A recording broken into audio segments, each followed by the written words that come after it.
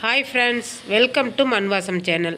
இன்றைக்கி பார்த்திங்கன்னா ஒரு சூப்பரான சுவையான ஒரு ஸ்வீட் ரெசிபி தாங்க பார்க்க போகிறோம். அதுக்கு முதல்ல கேஸ் மேலே ஒரு கடாய் வச்சுக்கிறேங்க. இந்த கேஸை நான் ஆன் பண்ணல. இப்போ பார்த்திங்கன்னா 1 கப்பு கடலை மாவு எடுத்துருக்குறேங்க.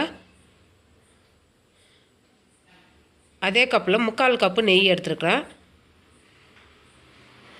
இந்த கடலை மாவு நெய்யும் நல்லா கலந்து விட்டுட்டு அதுக்கப்புறமேல கேஸ் ஆன் பண்ணிக்கலாங்க. இந்த ஸ்வீட்டோடைய டேஸ்ட் பார்த்திங்கன்னா பால்கோவா டேஸ்ட்டில் இருக்குங்க. அவ்வளோ ஒரு சூப்பராக இருக்கும். ஏன்னா முன்னாடியே நம்ம நெய் சேர்த்து கரைச்சி விட்டுட்டு அதுக்கப்புறம் கேஸ் ஆன் பண்ணால் கட்டி இல்லாத இருக்கும். அதனால தான் நான் செய்கிறேங்க. அவ்வளோதான். இந்த அளவுக்கு நம்ம கரைச்சி விட்டுட்டு இப்போ கேஸ் ஆன் பண்ணிக்கலாங்க. கேஸ் ஆன் பண்ணிவிட்டு அடுப்பை லோ ஃப்ளேமில் வச்சுட்டு நல்லா அந்த நெய்யிலே அந்த கடல மாவோடைய பச்சை வாசனை போகிற அளவுக்கு நல்லா வதக்கி எடுக்கணும். ரொம்ப ஹை ஃப்ளேமில் வச்சிங்கன்னா மாவு கருகிட ஆரம்பிச்சிடுங்க. அதனால் லோ ஃப்ளேமில் வச்சுட்டு நல்லா அந்த நெய்யிலே வதக்கி விடுங்க. நெய் உங்களுக்கு அதிகமாக சேர்க்குற மாதிரி தெரிஞ்சதுன்னா பாதி சன்ஃப்ளவர் ஆயிலும் பாதி நெய்யும் சேர்த்துக்கலாங்க. இப்போ நெய் ஒரே அடியே சேர்க்கும்போது உங்களுக்கு திகட்டுற மாதிரி இருக்கும். இது மாதிரி எண்ணெயும் நெய்யும் பாதி பாதி கலந்து செய்யும்போது டேஸ்ட் நல்லா இருக்குங்க. இப்போ அதுக்குள்ளே அது வதங்கட்டங்க. இப்போ நான் 1 கப்பு முந்திரி பருப்பை இது பொடி பண்ணி ஜலிச்சு எடுத்துக்கணும். இதை பொடி பண்ணி எடுத்துன்னு வந்துடுறேங்க. அந்த நெய்யிலே அந்த மாவு நல்லா வதங்கணுங்க. அந்த மாவுடைய பச்சை வாசனை போனதுக்கப்புறம் தான் பால் சேர்க்கணும். 1 கப்பு பால் சேர்க்குறேங்க. இது காய்ச்சி ஆற வச்ச பால். பச்சை பால் சேர்க்கக்கூடாதுங்க.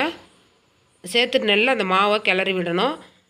கைவிடாத கிளறி விடுங்க. ஏன்னா இப்போ இந்த டைமில் பால் சேர்த்ததுக்கப்புறம் மாவு பார்த்திங்கன்னா கெட்டி கட்ட ஆரம்பிச்சிடும். நல்லா அந்த பாலோடு சேர்த்து அந்த மாவு நல்லா வேகணுங்க. இப்போயுமே அடுப்பை நான் மீடியம் ஃப்ளேமில் வச்சு தான் கிளறி விடுறேன். நல்லா மாவு வெந்ததுக்கப்புறம் நீங்கள் சர்க்கரை சேர்த்துக்கணுங்க. மாவு வேகிறதுக்கு முன்னாடி சர்க்கரை சேர்க்காதீங்க. நல்லா இந்த அளவுக்கு வெந்ததும் இப்போ நான் 1 கப்பு சர்க்கரை சேர்க்குறேங்க. எந்த கப்பில் நீங்கள் அளவு எடுக்கிறீங்களோ ஸ்டார்டிங்கில் இருந்தே மாவு 1 கப்பு, நெய் 1 கப்பு, சர்க்கரை 1 கப்பு எல்லாம் ஈவனாக எடுத்துக்கணுங்க. அவ்வளோதான். சர்க்கரையை சேர்த்துட்டு நல்லா கிளறி விடுங்க. சர்க்கரை சேர்த்ததுக்கப்புறம் இலக்கி கொடுக்கும். நான் முன்னாடி பார்த்திங்கன்னா 3/4 கப்பு தாங்க நெய் சேர்த்தேன் நான். இப்போ மீதி இருக்கிற நெய்யை இப்போ மேலே நம்ம சேர்த்து கிளறி விட்டுக்கினே இருக்கணும். இது கூடவே ஒரு 3 ஏலக்காவை பொடி பண்ணி சேர்த்துக்கலாங்க. அதையும் சேர்த்துட்டு நல்லா கிளறி விடுங்க. இந்த ஸ்வீட் செஞ்சு முடிக்கிறதுக்கு ஒரு 20 நிமிஷத்துக்குள்ளே செஞ்சு முடிச்சிடலாங்க.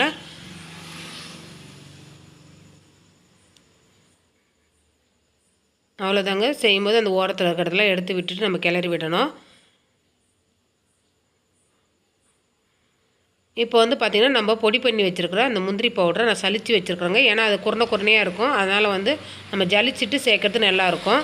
இப்போ அதையும் சேர்த்துட்டு கிளறி விட்டுக்கலாங்க.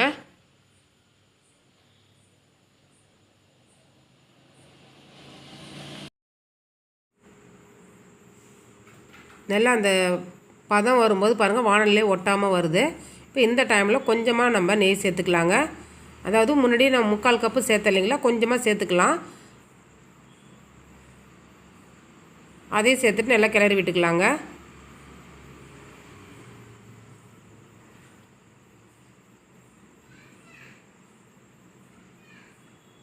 இந்த மாதிரி வானலில் நல்லா ஒட்டாமல் வருது பாருங்கள். இதுதான் பதம் நமக்கு. இப்போ பார்த்திங்கன்னா நான் கேக்காக கட் பண்ணலைங்க. அப்படியே தான் நான் ஒரு கோவா மாதிரி நான் சாப்பிட்றதுக்கு கொடுக்க போகிறேன்.